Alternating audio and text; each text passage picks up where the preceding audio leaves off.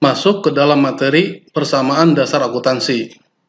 Persamaan dasar akuntansi merupakan pondasi dalam menjalankan kegiatan akuntansi keuangan dalam suatu bisnis ataupun perusahaan. Berikut saya sampaikan mengenai formula dari persamaan dasar akuntansi.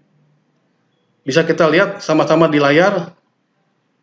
Persamaan dasar akuntansi yaitu harta sama dengan utang ditambah modal, atau bisa disebut juga aktiva sama dengan pasiva.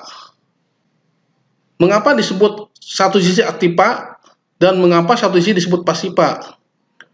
Untuk harta masuk ke dalam aktiva. Hal ini dikarenakan bahwa sisi aktiva adalah sisi dalam hal penggunaan sumber dana. Sementara sisi hutang dan modal disebut sebagai sisi pasiva. Karena hutang dan modal merupakan bagian dari sumber dana. Oleh sebab itu, sisi harta karena merupakan sisi penggunaan dari sumber dana, maka kegiatan dari penggunaan sumber dana ini semata-mata ditujukan untuk memperoleh hasil atau pendapatan, di mana setiap hasil atau pendapatan yang diperoleh pasti akan memerlukan pengorbanan dalam bentuk biaya, sehingga selisih antara pendapatan yang diperoleh dan biaya yang dikeluarkan merupakan keuntungan atau laba, atau juga disebut dengan profit, yang akan dikembalikan lagi ke dalam modal suatu bisnis atau perusahaan, sehingga akan semakin memperbesar jumlah modal dari suatu bisnis atau usaha. Baik, kita bahas satu persatu untuk unsur-unsur yang ada dalam persamaan dasar akuntansi. Yang pertama, kita masuk ke dalam definisi harta atau aset. Aset atau harta adalah kekayaan yang dimiliki perusahaan, baik yang bersumber dari hutang maupun modal yang disetor oleh pemilik perusahaan.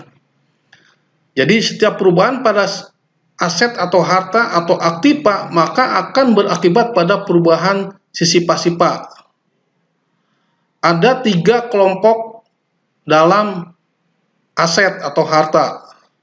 Yang pertama, aset lancar atau harta lancar. Yang kedua, aset tetap atau harta tetap. Yang ketiga, aset tidak berwujud atau intangible asset. Mari kita bahas satu persatu tentang aset lancar atau harta lancar ini.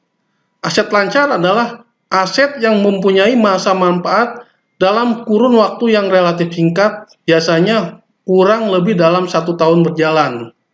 Apa saja yang masuk ke dalam kelompok aset lancar ini? Di antaranya kas atau bank. Kas dan bank ini adalah uang yang dimiliki oleh suatu bisnis atau perusahaan yang tersimpan di dalam perusahaan maupun tersimpan di rekening bank yang dimiliki perusahaan.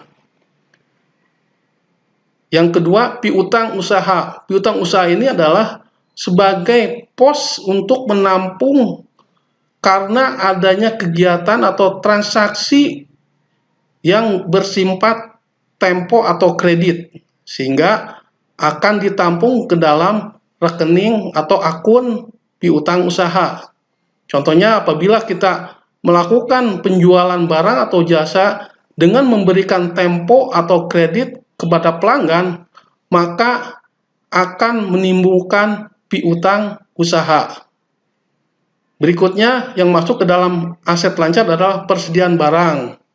Ada perlengkapan barang dan ada biaya-biaya dibayar di muka. Aset lancar karena manfaatnya relatif kurang dari 1 tahun, maka kita bisa mengukur tingkat likuiditasnya melalui rasio keuangan, yaitu cash ratio, quick ratio, dan current ratio. Yang kedua, kita bahas tentang aset tetap atau harta tetap. Aset tetap adalah kekayaan yang dimiliki oleh suatu perusahaan di mana kekayaan tersebut didapatkan dalam bentuk siap pakai atau telah dibuat sendiri yang sifatnya permanen dan dapat digunakan dalam kegiatan normal perusahaan untuk jangka waktu yang relatif panjang serta memiliki nilai yang cukup besar atau material.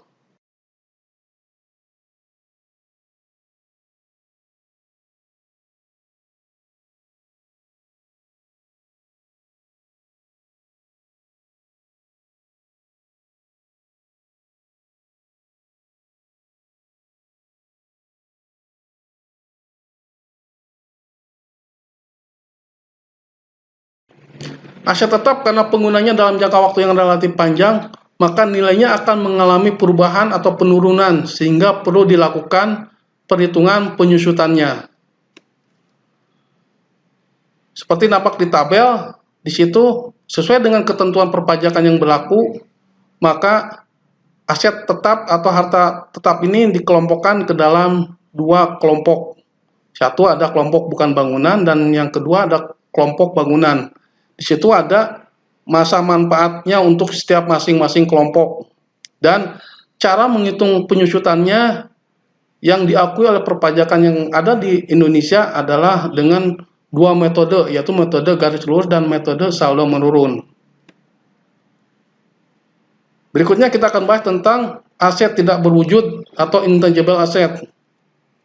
Aset tidak berwujud adalah aset dari perusahaan yang tidak berbentuk secara fisik dan memiliki sifat aset yang jangka panjang. Artinya, aset ini tidak terlihat secara berwujud atau tidak terlihat secara fisik, namun ditujukan untuk keperluan dalam jangka waktu yang sangat panjang. Contoh dari atau yang termasuk ke dalam kelompok aset tidak berwujud adalah hak paten, hak cipta, merek dagang, atau goodwill. Aset tidak berwujud karena penggunaannya dalam jangka waktu yang relatif panjang, maka nilainya pun akan mengalami perubahan, sehingga perlu dilakukan perhitungan amortisasinya.